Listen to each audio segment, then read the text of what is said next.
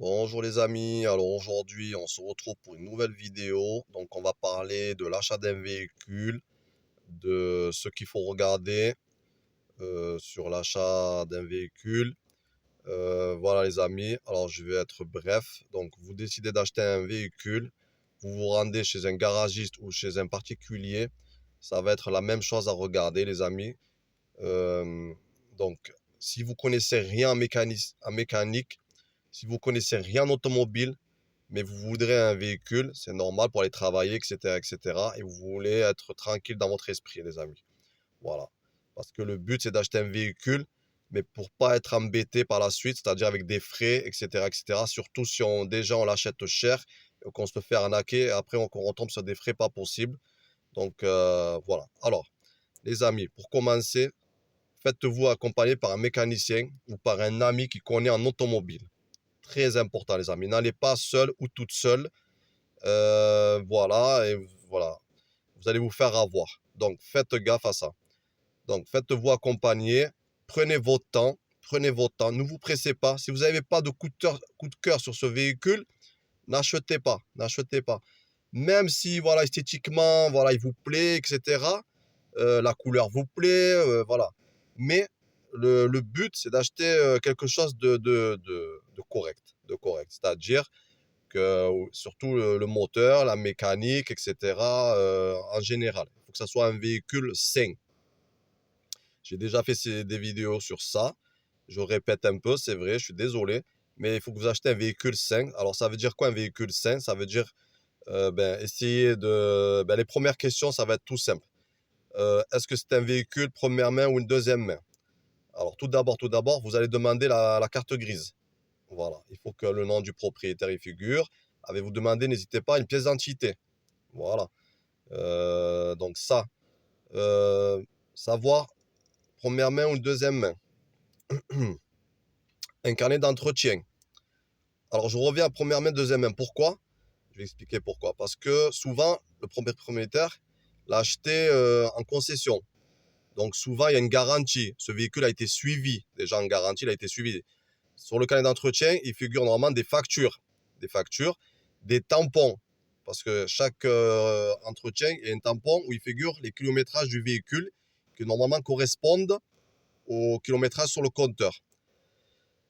Donc ça, après, voilà, après un véhicule qui a passé par exemple 10 ans chez un même propriétaire, franchement c'est toujours intéressant parce que souvent, voilà, on sait que voilà, le propriétaire l'a entretenu, souvent c'est des véhicules qui ont été entretenus, etc., etc. Il faut éviter les véhicules.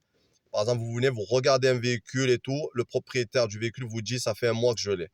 Franchement, ça, évitez. Évitez, n'achetez pas. Voilà, un mois que je l'ai. Vous posez une ou deux questions. Franchement, il vous répond pas. Il sait pas.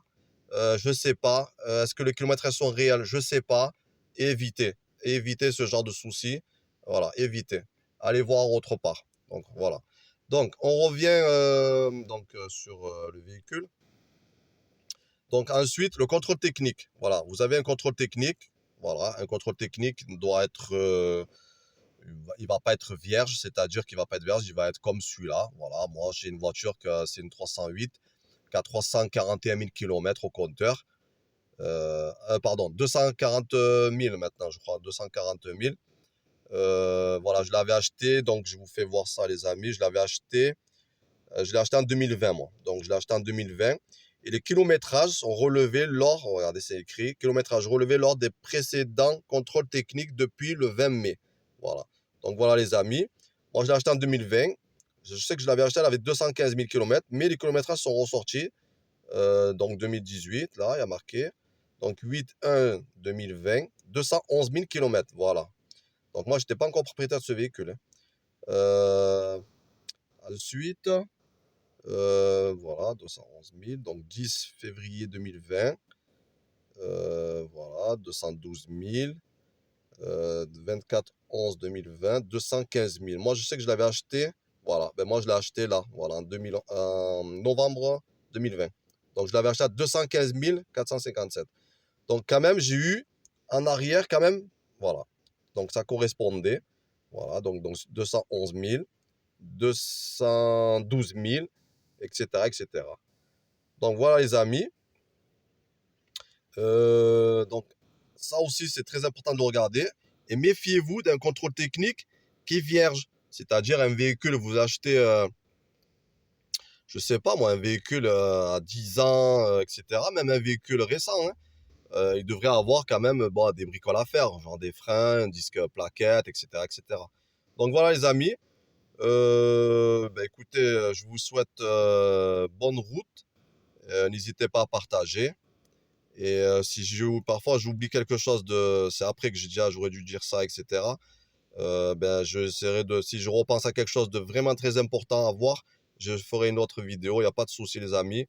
Moi, je suis là vraiment pour vous donner des choses très importantes parce que dans l'automobile, il faut savoir qu'il y a beaucoup de choses à savoir.